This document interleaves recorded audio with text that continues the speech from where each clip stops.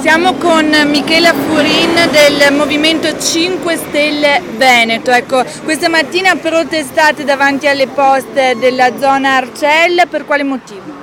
Allora, siamo qui per presentare le osservazioni a due piani di settore, osservazioni da indirizzare alla Regione Veneto, piano cave e il piano energetico. Siamo qui perché questa volta la Regione ha vietato la consegna a mano, quindi tramite raccomandata a mano al protocollo, e quindi siamo qua a consegnare 2000 osservazioni per il piano energetico, oltre 4000 osservazioni per il piano cave, piani che sono illegittimi secondo noi.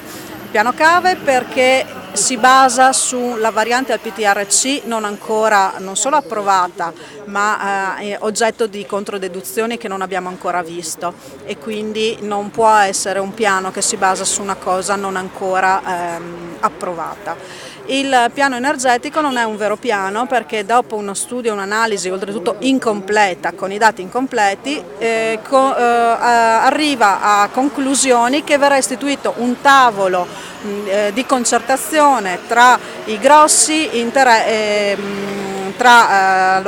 imprenditori, un'industria, la Terna, quindi i grossi portatori di interessi, mentre i cittadini sono completamente esclusi e non è un piano che guarda al futuro ma riprende schemi del passato.